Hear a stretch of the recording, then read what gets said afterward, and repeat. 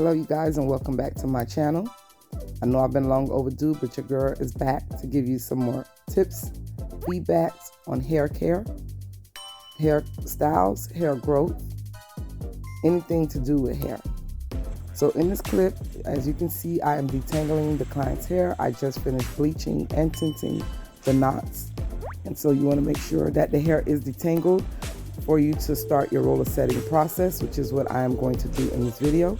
So now what you want to start doing is to section the hair, and you want to make sure that the parts are equivalent to the size of the rollers.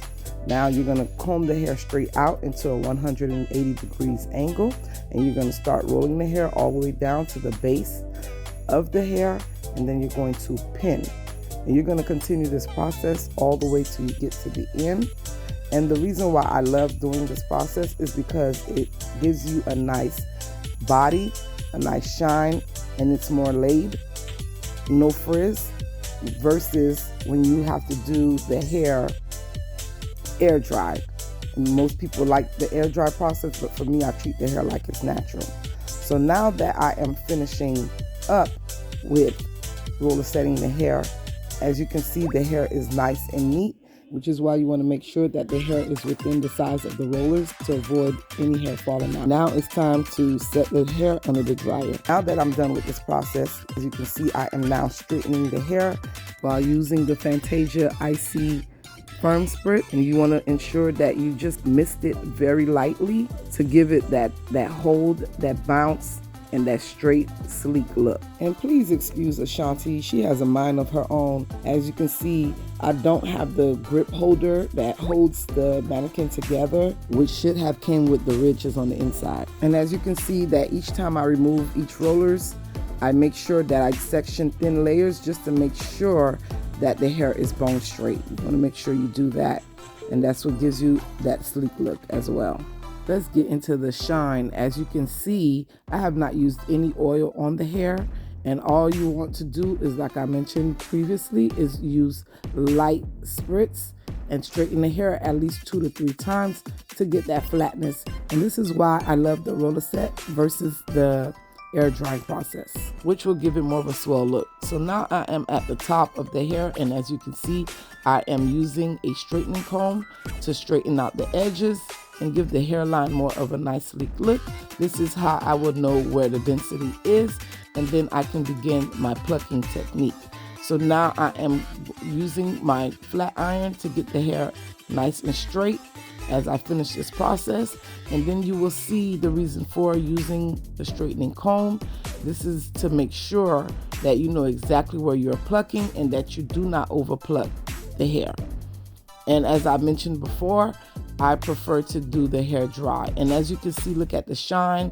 I have used the Care wax stick, which also helps give it a nice sleek look. Now look at the shine. Look at the body, and this is why I prefer the roller setting technique. Look at that. So pretty. And look at that hairline ready to be plucked, as you can see. I have already started the plucking technique offline on the right side. As you can see, it's so pretty and neat. And on this side it's so uniform, which is a no. You don't want to make sure that your hairline looks like that. You want it to give it a natural look. That's the purpose of the plucking technique. So let's begin plucking, and you want to make sure that you're plucking in every other section. You don't want to stay in one area because that causes the baldness, and you don't want that look, of course. Just want to give your hair a nice, sleek, natural look. But take your time and also section the hair, making sure that you hold the hair nice and flat. This is how you're able to determine where the hair needs to be removed. Another thing you want to do is section down the middle of the frontal to get the middle part, like the forehead part.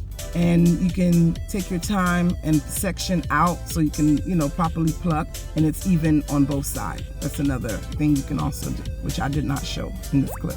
And when plucking the hair, you want to use the tweezer with the pointy side facing you down flat. And you want to make sure that you're going in every other section, because if you stay in one spot, like I mentioned previously, the hair will be bald. This can be very tedious, but you want to take your time. You don't want to rush the process. And this is why it is best to get the hair in advance so you can get the customization out the way. So when the client come in, boom, the hair is ready to go. As you can see now, the hairline is giving you more of a natural look. It's less bulky looking, and that's the purpose of the plucking technique, is to eliminate the bulkiness, the density of the hair. So now it looks more natural. It's not so uniform. You don't see a straight line going across. It looks like someone's hairline. The less bulk, the more natural the hairline looks.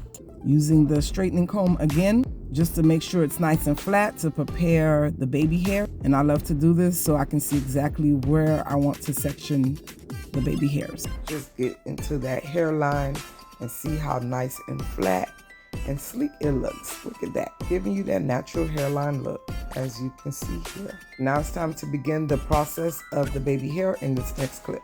Begin by sectioning the temple area of the frontal to get the nice look. You also want to do the same thing on the other side, and then you're going to go a couple steps down and you're going to do the same thing. You're going to pull some hair out, as you see I'm doing here. And if you want to go a little bit further down by the sideburns, it all depends on the client's preference. You want to make sure you ask how much hair they want out for the baby hair as well. I also am going to use the straightening comb, as you can see I'm doing, to get the hair nice and flat. And you want to do the same thing on the other side.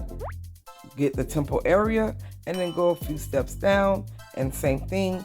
And then again, if they want the sideburns, you can add or not. It's up to you. For me, I prefer no baby hairs, because over time, you know, from wear and tear, the hair does come out and it does thin out. So it's all up to the client and what they want. So now you see me using the straightening comb again to lay it down, get it nice and flat. And this is so when I apply my wrapping lotion, the hair is already laid flat. Using the straightening comb just gives it more of a flat yet natural looking hairline. As you can see, every time I run through it, you can just see if you need to pluck more, if you don't need to pluck more. It's up to you, and it's of course all about what the client requests. So now I'm prepared to cut the hair using my razor comb as mentioned before, and you can do it as high or low as you want depending on the type of baby hair your client wants.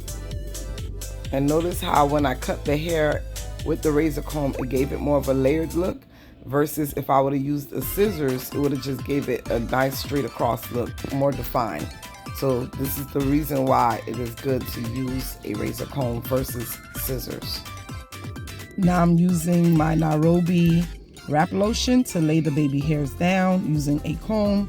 You can use a brush, you can use the baby hair brush, whichever one you choose, but I like using a comb. And you can also use the Cara Care or Design, but I like the Nairobi and I like the Cara Care because it's lightweight, it's not so heavy like the Design Essential wrapping lotion.